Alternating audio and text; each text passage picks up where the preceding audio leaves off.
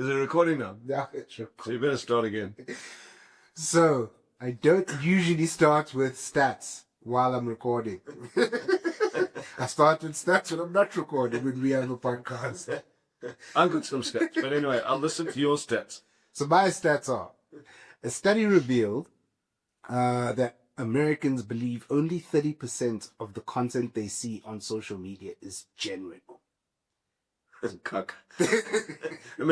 Americans believe everything they see on social media. I mean, some of the bullshit that you hear them speaking, it's like, honestly, you really believe that? You can't be that stupid and believe only 30% of the shit you hear on social media, Joe. Yeah, you know why? I'm going to say this. I'm sorry, American peeps, but you guys believe the Liver King. Believe what? They believe the Liver King. Prime example of you believe things you shouldn't believe. What? But is that only America, or is that just the whole world at the moment? No, it's the whole world. The whole world is just. I mean, you know, I'm watching after President Cyril Ramaphosa met with Donald Trump yesterday. Yo. And I'm looking at all the comments and all the stuff coming back, and I'm like, where's a lot of people getting a lot of their information? Because there's lots of misinformation and disinformation and you're thinking, what's happened to reason in the world? So Yeah. I mean, honestly, what's happened to reason? Reasonable thinking people who sit down and go, honestly, you know, in every story there's some truth and there's some untruth and there's some bullshit and in every story. Yeah. But what I see today is that people are out seeking information to justify their thinking and their beliefs and their ideals and all that sort of stuff. Yeah, you know, it's crazy. I watched it, what you're talking, the meeting between the two presidents yesterday, go online today. I wasn't gonna talk about this. But anyway. You know what the funny thing is? Neither was I, but freaking hell, we have to. We have to. But you know when you see something, I watched it with my own eyes. Yeah. And then I go into social media and I'm seeing completely different thing. And I'm like, wait, What are you watching? did I not watch it? Was I watching something different 100%. than what you were watching? Because what I watched was what I watched. Yeah. It was crazy. But it wasn't crazy, right? It was a lot better than what And then you read expected. you read some of the headlines. Oh. I mean, one of the headlines I read this morning was, if I remember the words right, President Trump and President Ramaphosa have a heated exchange in the White House. I'm like, Heated. there was no heated exchange. Where did you see a heated exchange? Nowhere. But that's the rhetoric that people want. 'Cause So it's- it feeds a narrative for somebody who's going to go, you see, Trump's done it again. He's done what he did to Zelensky without even going to watch that shit. And then they will suddenly have an opinion on what's happened. No, 100%. And I think that was like, I feel like everybody was waiting for that. Everybody was waiting for, Well, that's what they want. He's going to embarrass him. And then he didn't, right? He didn't embarrass him. He didn't do any tricks. I mean, yes, cool. The whole, Well, I mean, playing that video was a that was a masterful. pretty masterful. It was, But you got to play the cards you dealt. That's what I feel. and everyone gets upset instead of actually sitting back going, talk about what's really happening. Yeah. Talk about where we're at. But I suppose we're entrepreneurs, business owners, and not politicians. So, And I mean, you saw when the businessman spoke. The businessman actually made sense. He was the only one in the room, in my mind. Johan Rupert was the only one who made sense in that room. He was the only one he spoke with passion. He spoke with conviction. There was no addressed the whole issue. Yeah, the entirety of Yeah. it. He didn't stick to just one thing. He took that one thing and he said, "This is what it is. Let's call a spade, right?" So, for example, like we say we don't want to talk about it, but here we are. We're gonna do it. John Steenhuisen didn't want to say certain things about the Western Cape. Well, he didn't want to say certain things about South Africa. That man was shaking. He was you know, so he didn't want it. But Johan Rupert put it right in the space. 100%. And then addressed the real issue. The real issue is we have real problems in South Africa. And the real problems are, for me, it's very simple. They're leadership related. Big time. They're crime related. Big time. They're accountability related. Ooh. Those are our biggest issues. We lack accountability. Yeah. they're self-serving related. Yeah. Everyone's jumping up and down because they're so worried about themselves instead of actually addressing the whole problem. What's the problem? Our economy sucks. Yeah. Our leadership is not building anything to create a great economy. Nope. I mean, that's our game. We're in the entrepreneurship game. Yes. And how conducive is it in this country to build businesses? There's lots of talk, but so we're not creating an economy for growth. No. So we talk about having jobs, but that's all talk. Yeah. 61%, I think that's the stat. 61% youth unemployment in South Africa. It's wild. Well, I mean, if you've been told your whole life, go to school, study, get it, and you'll get a job and make money, and now there's no jobs. What are you going to do? Well, what are you going to do? And then someone comes along and starts convincing you to do certain things and gives you ideas that if you go do this stuff, whatever it may be, crime, Whatever. theft, whatever it may be, they come across and start convincing you. Well, your little voice starts saying, well, this is better shit than the shit I have at the moment. Which is nothing. And that's how people's minds start being shifted. And that's how people start creating stuff that shouldn't be happening. Yeah. And I mean, that's the... And it stems from, where does it stem from? Leadership. And I did it in one of my training sessions yesterday. I was working with a particular company and their leadership team. And I said, and it's a saying I love, a fish rots from the head. Mm-hmm. When in your business, when there's problems in your business, you've got to look at leadership first. In your family, when there's problems in your family, look at your leadership first. Yeah. In a country, when there's problems in the country, look at the friggin' leadership. But we're hiding away from leadership. Yeah. All throughout, right? In business, people hide away from leadership. They're blaming staff. They're blaming everyone else, but they're not taking ownership. And it's the same. It's the same in the country. I mean, you look at Steenhuisen took a step towards. That's why he's working with the GNU because it's just like What are you saying? And the only guy that really took leadership in there was Jan Rupert. Stood up and said, "Okay, let's talk about it. Yes, many farmers have been killed, but it's not only farmers. It's not only white people. Yeah. It's the violence and everything that's happening in South Africa happens across all bases. Yeah. All bases. So that's the real issue. Why? Because the real issue is no leadership, lots of corruption, no fulfillment, no delivery, none of those type of things, and we're not creating. Do you think the average person in this country sees brightness of future, Sully? No. They're just trying to figure out where they're going to get their next meal. 100%. So there's no brightness of future. So when you have no brightness of future, well, I was thinking about it last night. In fact, I woke up at 1:00 this morning, doing podcasts with you without doing podcasts, and I was thinking, that piece that I teach around past, present, and future. Yeah. And I was thinking, in the way Alan Walters teaches it is sanity comes from the future. Mm-hmm. And the further into the future you can see, and the further into the future you can create brightness of future, and then have the intention and the intent to achieve that. That's when you start operating in a sane level. Got you. The problem is too many people are stuck either in the past. South Africa is stuck in the past. Yeah. So you go back to the past and you're stuck in the past, and we blame the past. And it's because of the past that we don't have what we have now, and what happens is what he says is he says when you get too stuck in the past, your actions in the present are psychotic. Okay, well, you think about it. People that do psychotic things do them and blame their past for why they do what they do. Yeah. So in South Africa, we have huge problems blaming the past. Now, it's not saying that nothing happened in the past. It did. It's there. But unless we act in the right way that we need to act today, with the right intention to create the right change, to build the right future, nothing's going to happen. Well, we're just going to get worse. Or as he says, is people operate in the present and they're stuck in the present, and then they become neurotic. They're so fearful that they can't actually move forward, because they're so scared of losing what they have today, or not being able to do today, or they step outside their house, so they become neurotic and they become fearful. But anyone who creates success operates into the future, pulls back into the present, takes action in the present, and then learns from the past. And for me, that's what we should be doing. What are we trying to do? We're repeating the past.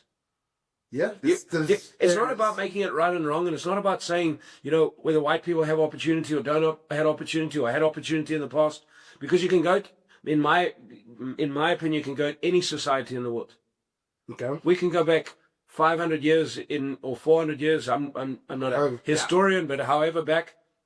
Well, who had the opportunity? Shaka. Mm-hmm. He would have subjugated some group of people to get what he wanted. Yeah. And the people, the Zulus or the Ndebele or whoever came off that would have had opportunity. And if it was today's world, everyone would be blaming them, saying, but what's the word? What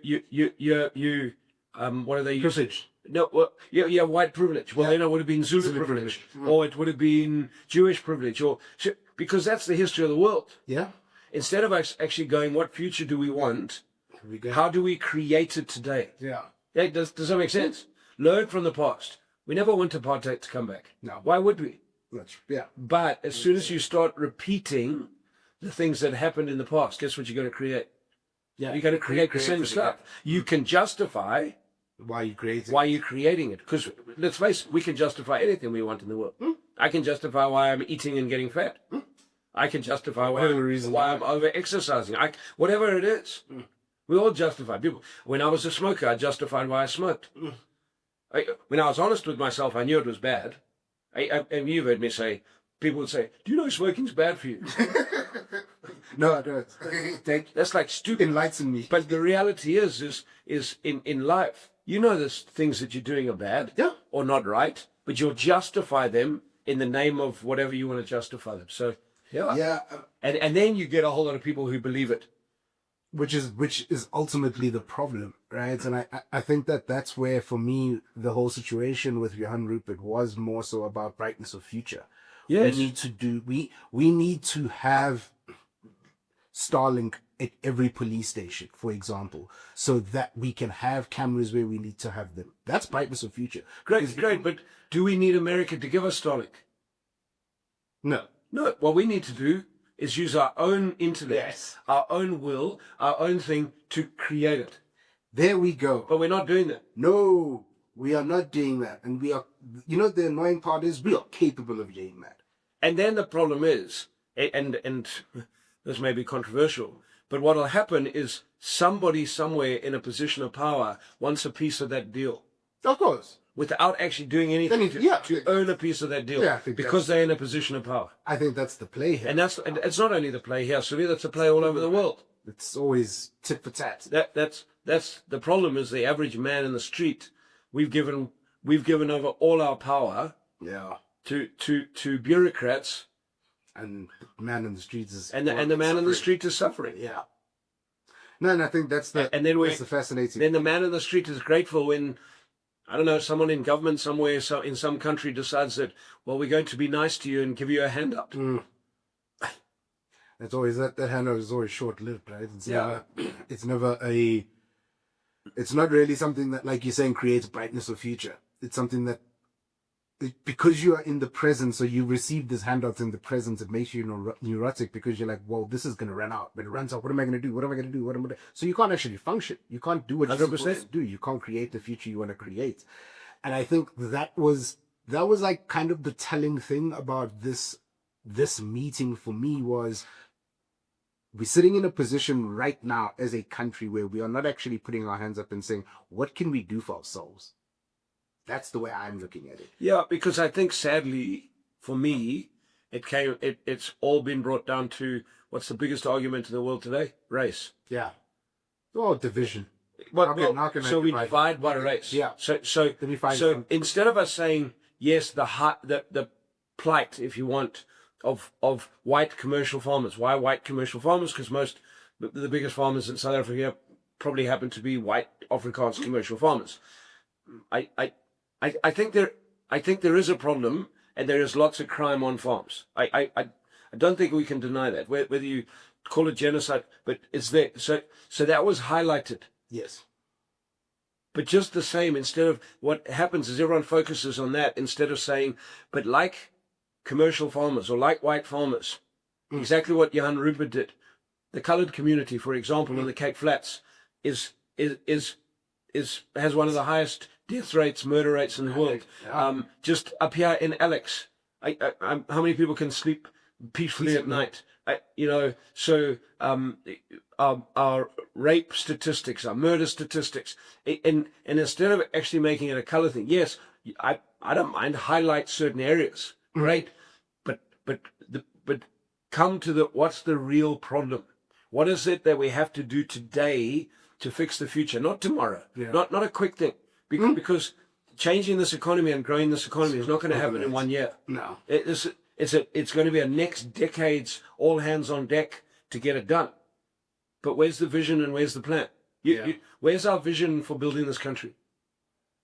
I don't think we have one. I don't think anybody has actually. I don't think any of the politicians who run when they're running for office are telling us what the future is. That's why people hate Donald Trump, because his vision is make America great again. Yeah, and everyone's pissed off with him. Yeah. How can you say that? Because selfish. It's like you and I saying we want to make Uncovering Greatness great again.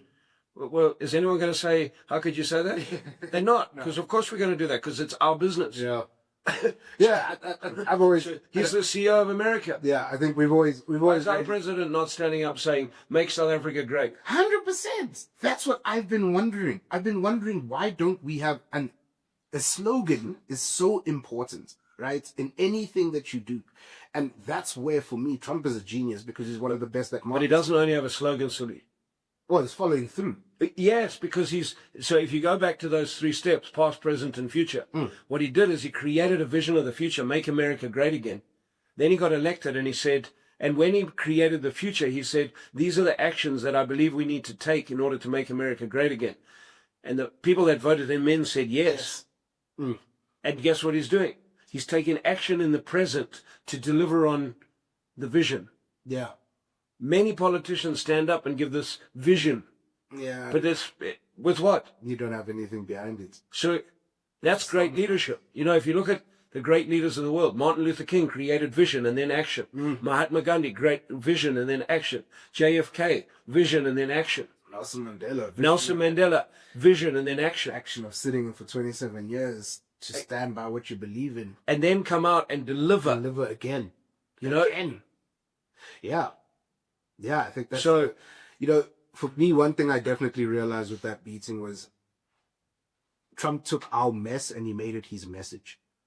And that was so on point, because he never, even when the guy from, what is it? It is NBC, when he brought up the plane. Trump was like, what are you doing? No, but the reality is you go back to the 37% of belief, because that is their narrative, and the only narrative they want to push is that. What was the context? Zero. Goodness me, idiot. It has nothing to do with South Africa. It has nothing to do with Africa. Why? And I actually agreed with Trump. Me too. Trump's watching. That reporter's a friggin' idiot. Yeah. In fact, it's disrespectful to South Africa. 100%. It's disrespectful to everyone sitting around there. 100%. Why even bring it up? You're a fool. South Africa is here. Why are you talking about Qatar or whatever? Because that's so now you go back to where you started with your stat. Yeah. Because sadly, that's what's happening in the world is people have been told this is the message you have to push. Now make sure you get it out there. So they'll do anything to get this false message. Who gives a shit whether President Trump got given a plane for America or not? Great, well done, thank you, it's a gift. Go back throughout history. Throughout history, people have given people gifts. Yeah. They've given them gifts. I mean, the Eiffel Tower was a gift, as far as I know. The Statue of Liberty was a gift. Yeah. So give it back. Give it back to France. Thank you. Yeah. The problem is again, now you go back to the rhetoric of the media, the gift now must be bad because we want to make sure that everyone thinks Trump is bad. What's tied to the But gift? the Clintons got given a helicopter. Yeah. So why would... I guarantee in those days, no one said anything. Oh, no, that's all. I mean, Bill Clinton got given, I don't know, other gifts.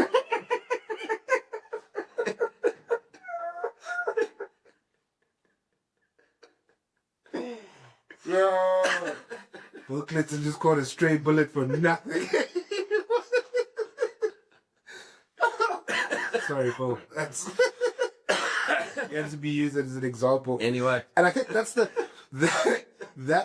it really is the fascinating part then when we talk about like this, the fakeness of what we see on social media, what we see online, what we see in the news.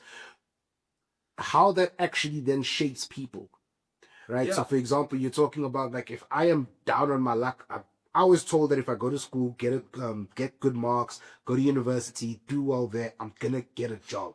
And I come out and I don't get that. Yeah. Now I'm sitting at home, twiddling my thumbs, and somebody who can see, didn't they promise you a job? So that I don't want to mention their names, but those guys who are promising the youth, you'll get jobs.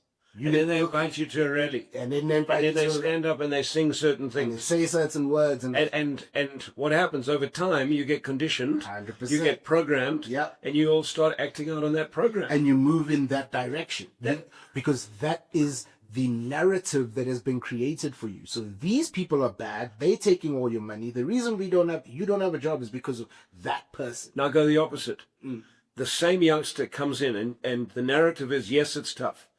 But guess what? What we're going to do is we're going to go on the street and we're going to clean the streets. We're going to go on the street. We're going to do this. We're going to go on this. We're going to go out and start making something better of what we have. And if you start making something better of what you have and you start adding value, other people will start adding value to you. And the narrative is, no, it's not going to be easy because the short-term gain is always much easier than the long-term gain. So if you had the same amount of passion, the same amount of energy selling that vision versus another vision, well, it'll change. The question is, what do you want to get out of the sale you're making? And then it comes back to personal needs, personal desires, personal power, personal, all that sort of stuff. So it goes back to most of the things we teach is what's being sold, because it's all a sale. So while we're on that, let me just sell something quickly. The Salesman's Journey is available. www.uncoveringgreatness.com or .co.za. Grab your copy. Barry's brand new book, A Salesman's Journey. Over 30 years of wisdom, knowledge, and rambling. So you guys can grab that. But yeah, it's crazy, like you say that, because we're talking about and I think that the way you brought that in was actually brilliant, because we're not the sale that we are being sold. And the way that I look at it before this meeting even happened, because I was like, what's genocide? What are you talking about? Like, I live here. I'm not seeing any genocide, blah, blah, blah, blah, blah. And then I started to, when I watched the meeting yesterday, I went, it's actually, the word was important. Yes. Because that caused action to take place. 100%. Right? Which meant that now, because if there was nothing like that, what would be a reason for South Africa and America to sit down and have a conversation? No. Yes, we do trade or whatever. There's no other reason for us to talk. There's no heat. There's no pressure. That turned up the heat and pressure 100%. to an extreme level, which meant that we had to go there. And that's what some people may not give Cyril props for this, but I do. He pulled a Donald Trump. He got on a freaking plane and he went there to have a meeting. 100%. He didn't sit on a phone or he didn't WhatsApp him. He got on a plane and he said, I need to go there and speak to you. And he took a team of people with him. Took a team of people and they went to sell. 100%. Yeah. He walked into the lion's den. Yeah. I mean, come on, after what you watched what happened to Zelensky, I mean, that took a bit of balls. And the Canadian Prime Minister. 100%. It took it. And kudos, he went in there. Yeah. The question is, what's the sale? What was being sold? Yeah. And what do we actually really want to sell? And again, what are we not selling? What are we not prepared to talk about? What's the real stuff? And that can be taken into any context, in any business, in any environment. Think about it in marriage. Yeah. What are you not talking about? Versus what are you talking about? Okay. What should you be fixing? Where should you be selling to get the problem done? Interesting. Interesting. I don't think about it like that. So yes, people are up in arms and 49 refugees, but rather than actually just looking at going, wow, whether you agree with it or don't agree with it, for whatever reason, the issues in South Africa have suddenly been highlighted. And that reason was, for whatever reason, because a group of farmers or some farmers went, we have a problem, we feel we're being persecuted. Yeah. Yeah. You know, and guess what? That's their opinion. Give me a sec. I just want to get the lady's name that spoke yesterday, because what you actually said there was so spot on. The leader of the union. The leader of the union. Yeah, I can't remember it. For me, what she did, and because that ties in perfectly to what you just said, in South Africa, there has never been a moment where speaking about gender-based violence and femicide has been so, in South Africa, has been so highlighted and has been on a global stage. That was the first time, from my understanding and from what I saw, that was the first time it's ever been done. Like last night. Like last night. The way that she did that was... And that came from where? She would not have had the opportunity if somebody hadn't highlighted the plight of somebody else. Fair. Now, what people are going to blame is, no, but you shouldn't have highlighted their plight. You should have highlighted this plight. Well, guess what? Doesn't matter. The plight's been highlighted. Yeah. The plight of if someone hadn't highlighted the plight of the farmers, Johan Rupert wouldn't have been in the position to highlight the plight of the Cape Flats. So instead of looking at that and saying, should look at the positive, well, what do people, they want to drive negative because negative creates divide. Ooh, because if we highlight the positive. Well, go back to a couple of weeks ago, I shot a podcast with you around the coin, I think. If I remember right. We did. So what happens is immediately what happens is the way you create division and maintain division is you keep groups of people stuck on either side of the coin. Yeah. And then you feed them with more and more information so they can justify the picture that they can see. Okay. And then you highlight their level of, you increase their level of emotional and spiritual connectedness to what they can see and believe, and they have less chance of being able to go to the top of the coin and look over the other side to change their opinion. Because changing their opinion is way harder than actually just finding more and more information to justify and reinforce why I think the way I think. So when you go onto media, the more narrative that comes in that fuels that's who they're looking for. And then you have these opposing forces of I'm right, no, I'm right, you're wrong, I'm wrong, I'm right, you're right, and that creates division. Whereas instead of actually, to a small degree, what possibly happened in this meeting is a group of people were able, if they are able to, stand on the edge of the coin and look over either side and say, okay, we misread the situation. However, it exists. So farmers in South Africa are being murdered. And I think that and so however great. And what we also we didn't realize that this was happening, and we didn't. So you come there and you go, okay, great, meeting of minds, right? What needs to change? Or both parties are going to go back to either side, and they're going to create all more division. And he's wrong, he's wrong, he's wrong. And we never go back. And if you go onto social media, that's what everyone wants their opinion about who's wrong. I mean, look at it. How many people are actually sitting there? You and I have talked about this guy did this well, he did this okay, he could have done this better. But I don't think either of us have sat here this morning going, that oak was wrong and that oak was right. And it was like, Trump highlighted those crosses on the road. Yeah. And what he said it's a burial site. Immediately, I was like, okay, it's not a burial site. It's a monument. It's a monument, or it's a memorial. It's a memorial of farmers that have died. Now, people will get so lost in, he lied about a burial site. It's a use of words. Use the context. The context is there's 1,000 crosses there that represent 1,000 people or families that have died, and those happen to be farmers. You can't dispute that. Yeah.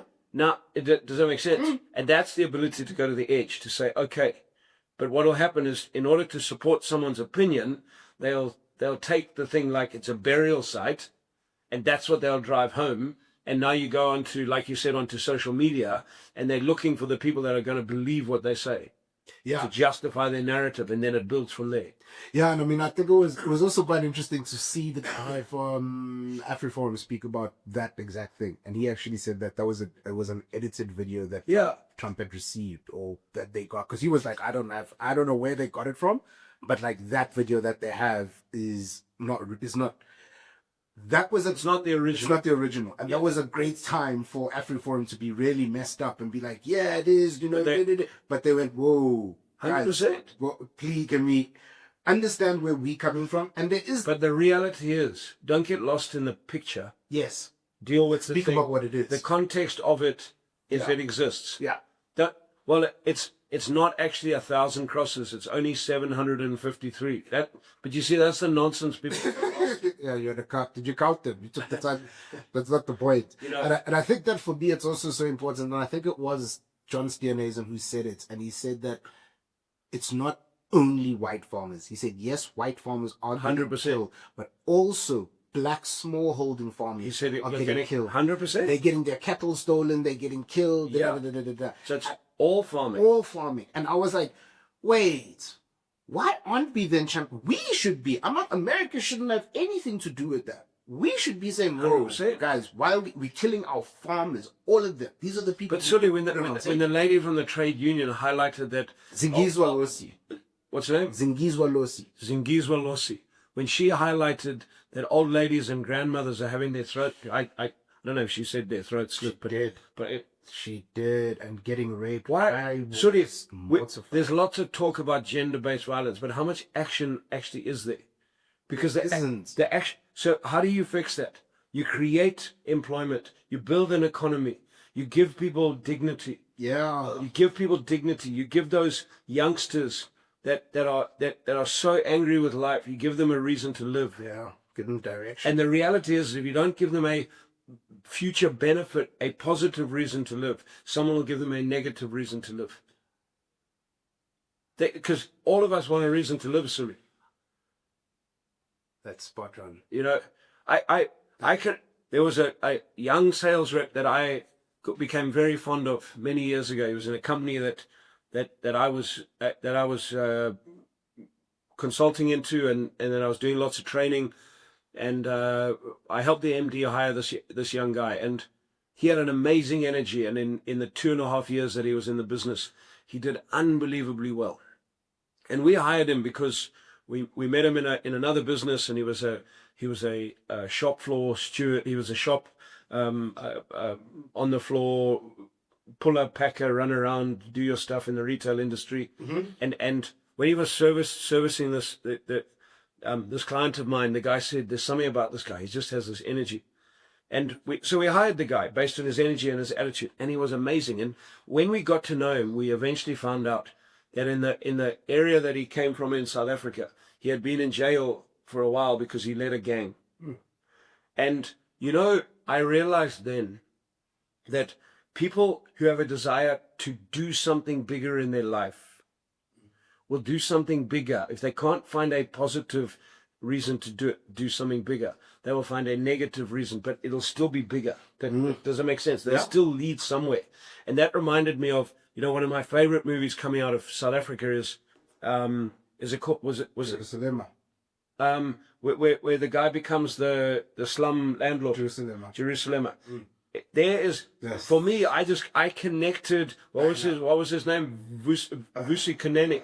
I think his name that he played in the movie. Yeah. I think it was Vusi Kanene, and I could just connect with that guy. I mean, I get goosebumps because I looked at that guy and I said, there was a guy who really wanted to do something better in life. Yeah. But there wasn't the avenue, so he found a way to do something.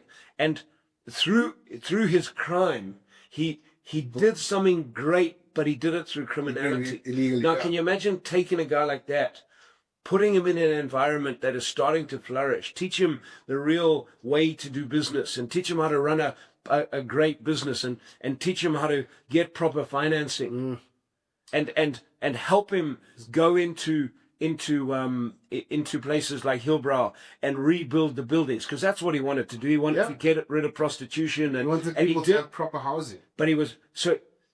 How many people do we have like that in our country, Sully? People that really want to make a difference, but over time, and when they get it, but it's like anything, you know, that great teaching that I got from one of my mentors, Kelly Ritchie, and I teach it all the time.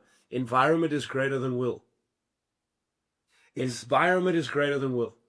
Explain that. When you the environment that you create, the stronger the environment, people will change within that environment, and that's how people change people. So you create an environment and you mold it over time. You mold it through values, rules, all that sort of stuff, and people within that environment will succumb to that environment. So when you create an environment that over time is to do better things, over time people will do better things. When you create an environment that over time is to do bad things, people will do bad things. You know, so because people's will is not as strong as the environment they live in. Most people. Yeah. Most people's will. Other than that, you have a stand-up leader who stands up and moves against the environment and ultimately changes the environment for the better or for the worse. So what, you know, for me, that's actually I feel like that's where we sit as a country. What environment in this country are we creating? Yeah. And you know, the more I was at a client's offices the other day here in Johannesburg, and they moving offices because down the road from their offices, there are thousands or hundreds of shacks that have come up. It's an unsafe area for them to go to work anymore. Well, you and I talk about this often. How in a country like this that has so much mineral wealth, that has so much energy, people energy, that has so much ability, why are people living in shacks still? Yeah, they shouldn't be. They shouldn't be. We shouldn't. Where are we? You know, where are we growing to change? Yeah. You know. Yeah. And we're either going to stay stuck in the past and blame, or we're going to take action in the present and create a different environment for the future. That, you know. Yeah. Why is Rwanda changed?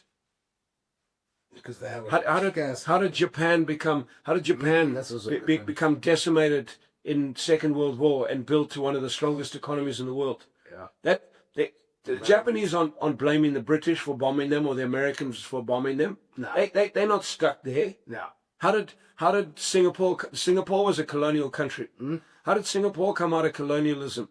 And Singapore's not blaming the colonialists. Singapore's why? Because a leader, the leader of Singapore, the father of Singapore, the founder of Singapore, had a vision.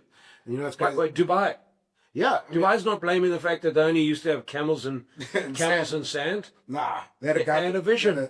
They had a prince, a king with a vision, with a plan, who could see beyond what it was. And I love that. I don't know if you've ever seen that photo of Dubai.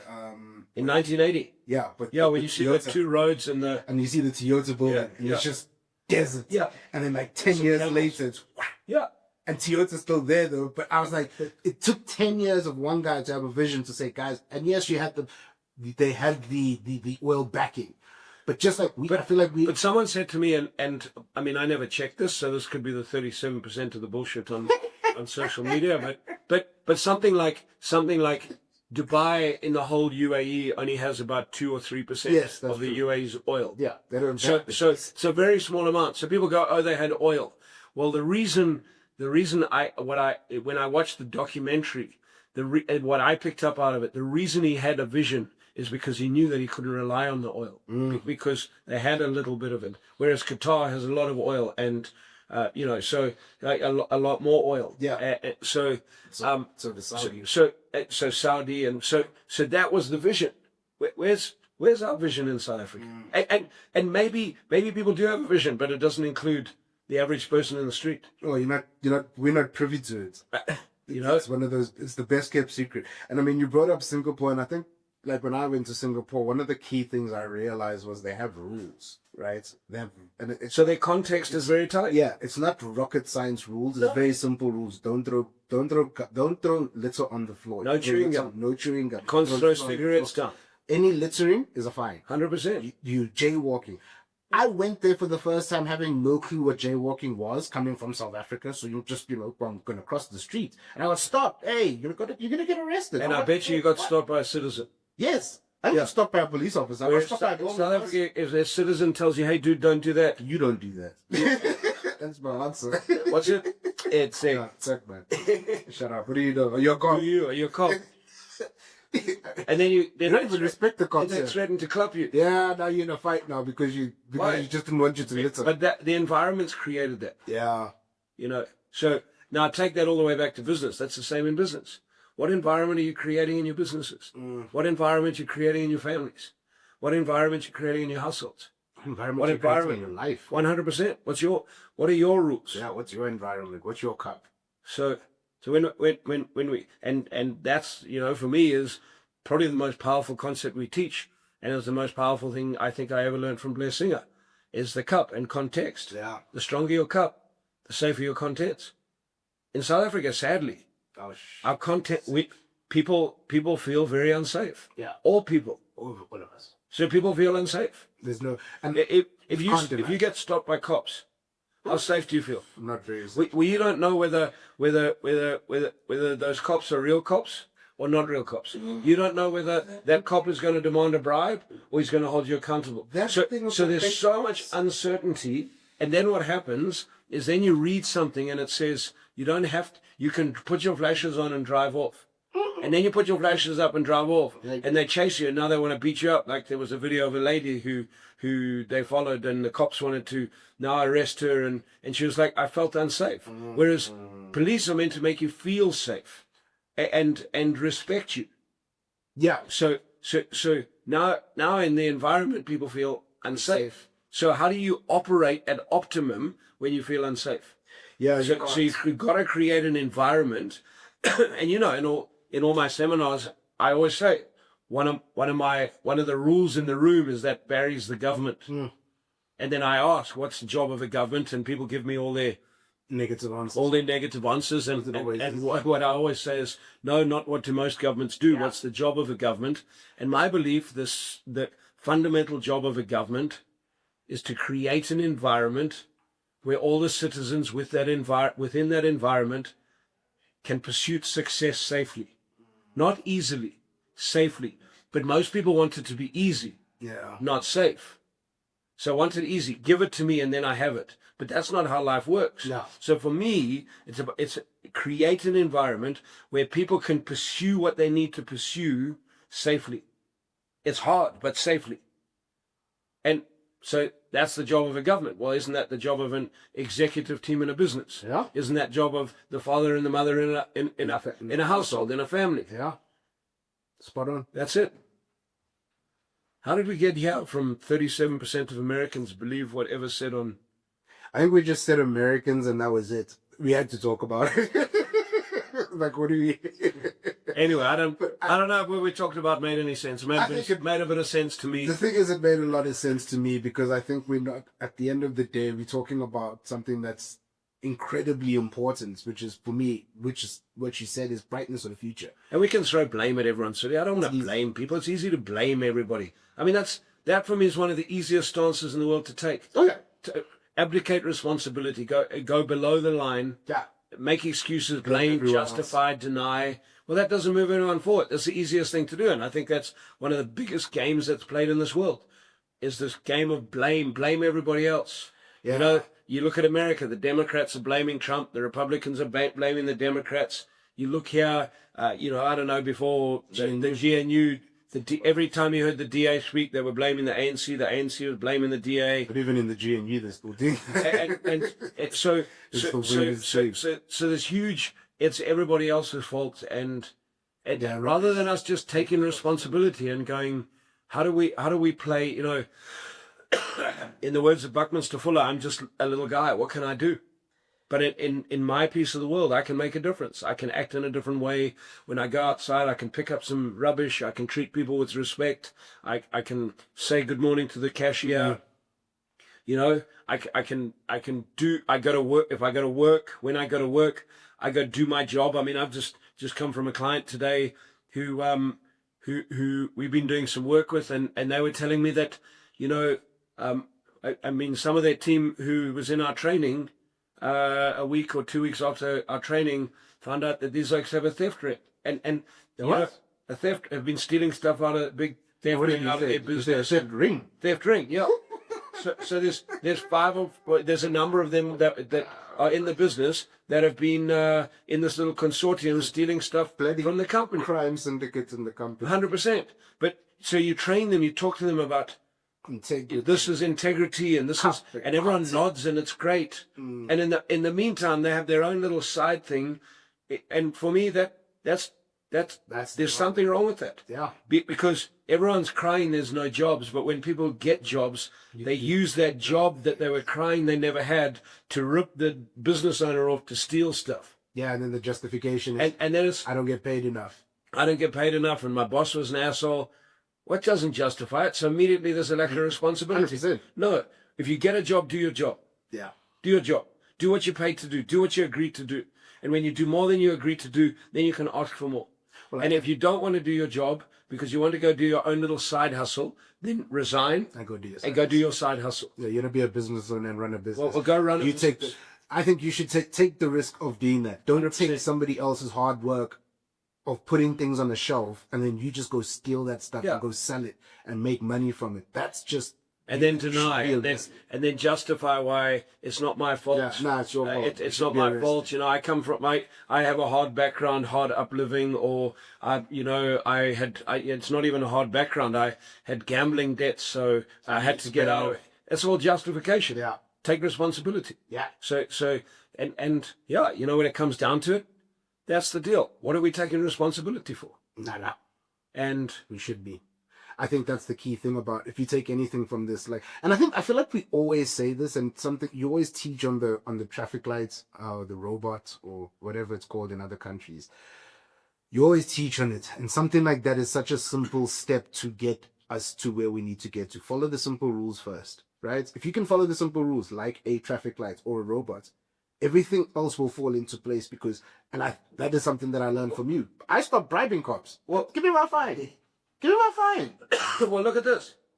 How many people will be complaining about our government not doing stuff? And then the same people will do 200 kilometers per hour on the highway. Yeah. And the same people will drive down the yellow line. Yep. But then they'll complain tomorrow that guy's corrupt. Yes. Look at the corruption. That guy's breaking the law. Stealing. Lying. So different levels, but you're still breaking the law. It's the same level. For me, it's the same level. Just because they are, at the end of the day, governments and politicians and all of that are still people, just like you are a person. 100%. So whatever laws they are breaking, yes, there may be higher level of it. It's still breaking the law, like you say. And you're breaking the law too.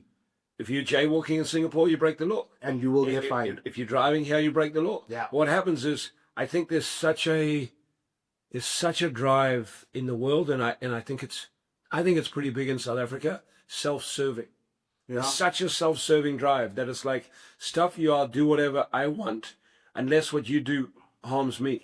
But I don't care if what I do harms you, because I do what I want. I actually saw that this morning on my way to the office. There was traffic coming out of our complex. Not a lot of people in our complex. There's 2 complexes. And there's traffic. And I was like, why is there traffic? This doesn't make any sense. Maybe there's an accident or whatever. No. It was literally, so there's 2 lanes, right? To turn and then to go straight. It's people going in the lanes to turn and then cutting in. Yeah. Just as you get to the end. And that's causing stoppages because now I don't want to hit you. 100%. And I'm like, I've been dying. I want to get a car just to buy a car that I don't care about, that has spikes and shit on it, just so I can get into accidents so people can stop that. Because it's so irritating. And then if you actually get out and you say, dude, what are you doing? That's when he'll get out, he'll smack you, hit you, and we all, you're like, dude, just follow the rules, man. Like and I think we sit and we go, yeah, but taxis do it. Okay, so then let's hold them accountable. 100%. We're not holding them accountable. Why would they change? If you just did the exact same thing he's doing, so now you can't have a conversation. You can't hold him accountable because you just did it as well. But if you didn't do it, then you can hold him accountable. So hey, there's a lot of stuff we can unpack in this, but hey, at the end of the day, it comes down to, for me, can we create an environment that allows people to succeed? And success comes over time. It doesn't come overnight. And that's what we've also got to teach people. Is your life kits yes, it's tough, but your life kits changed over time. It doesn't. It doesn't just change tomorrow morning. But if you start doing things differently, there's incremental changes. You'll look back and go, man, look what happened. And you can take that into all areas of your life, into your personal life, to your family life, into your business life, into a country, on a continent. Yeah. And that's our job, my friend. That's why we have that mission, to make a significant positive impact on the business and entrepreneur landscape of Africa. That's it. We love it here. Uncover some greatness, buddy. We love it here, man. Thank you guys for watching. Don't forget to like, comment, and subscribe. I have a feeling that this one's going to go off. This is going to be a good one. So please let us know your thoughts, man. Let's engage. Let's try and get some different opinions, different perspectives. Let's stand on the edge of the coin together. Let's talk. Yeah, let's stand on the edge. Let's make a difference in this country. Thank you guys for watching. Don't forget Salesman's Journey. You guys can still get it. It is still available on www.uncoveringgreatness.com or .co.za. Yeah, I think it will change your life. Very simple. That's, for me, that's what it is. You're looking to change your life, read that book. We'll see you guys next week on the Uncovering Greatness podcast. Be awesome.